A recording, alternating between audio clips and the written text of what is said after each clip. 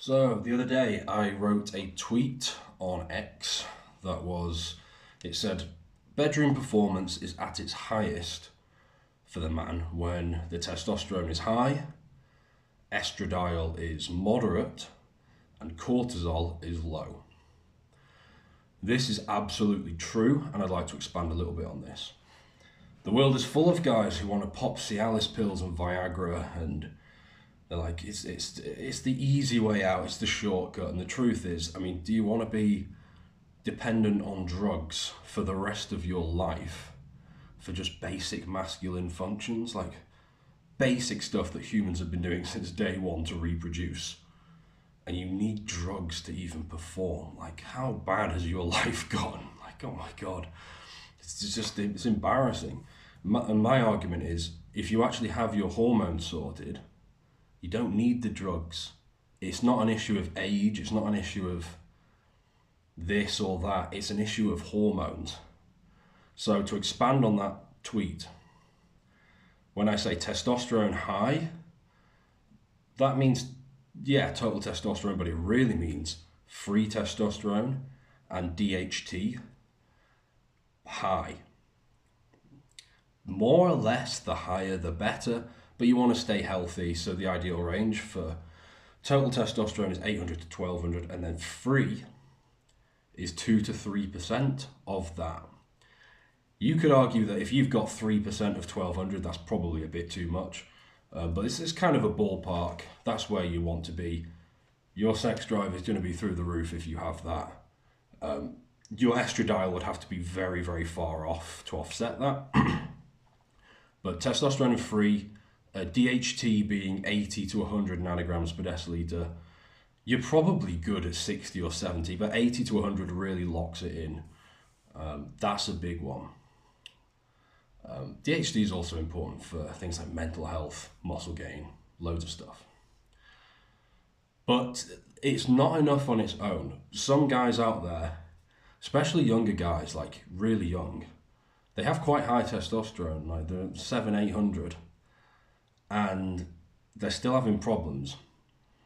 And this is where the estradiol and the cortisol come in.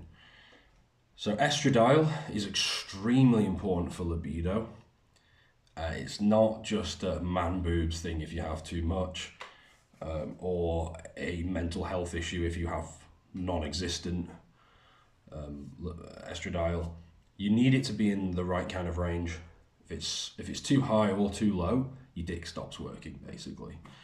So it needs to be 10 to 40 pgml. The ideal is probably going to be 20 to 30, somewhere in that range. You could go 10 to 15 to 30, that kind of thing. That's going to be more or less ideal. You're not going to have any issues in that range. If you still have issues, it's something else. But estradiol is very important. Lots of people have too much, usually. Occasionally you'll get some kind of bodybuilder who's on steroids, who's crashed his estradiol. Not nice. Not only does your ding dong stop working, but your mental health goes to crap as well. Not good. And then the third thing, cortisol. When I say cortisol, it's overall stress levels. You need them to be as low as possible. The lower the better.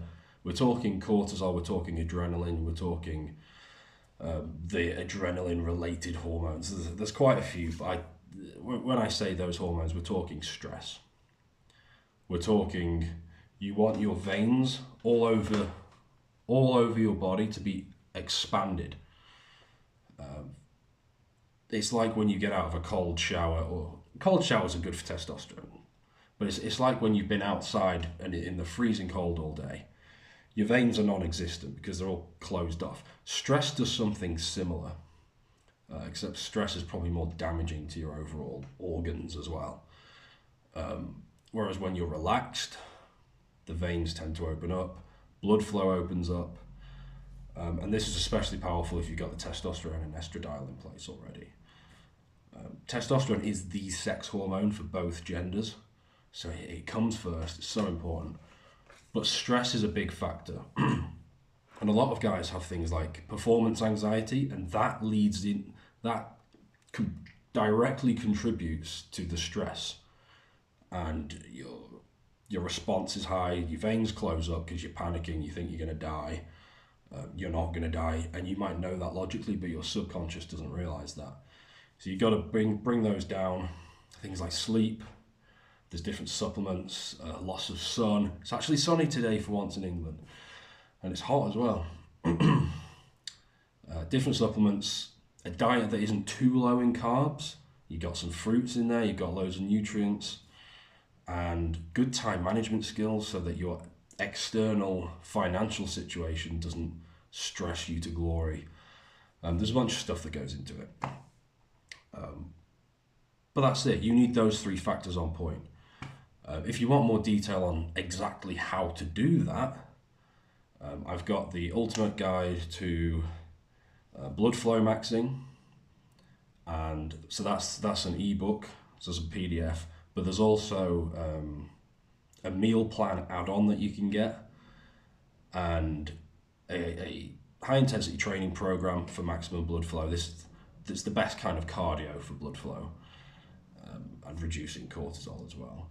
So there's that, and there's a section in the meal plan on things like gelking, which is I'm a huge fan of gelking because it works, but that's another thing that can improve blood flow.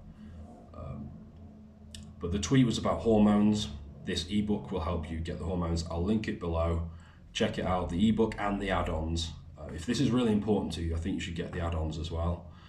And definitely keep your mind open to things like gelking. Gelking is extremely powerful. Most men don't want to do it because their egos are all tied up into that kind of thing. I think that's dumb, personally. But it's all linked below. Check it out. I'll see you in the next one.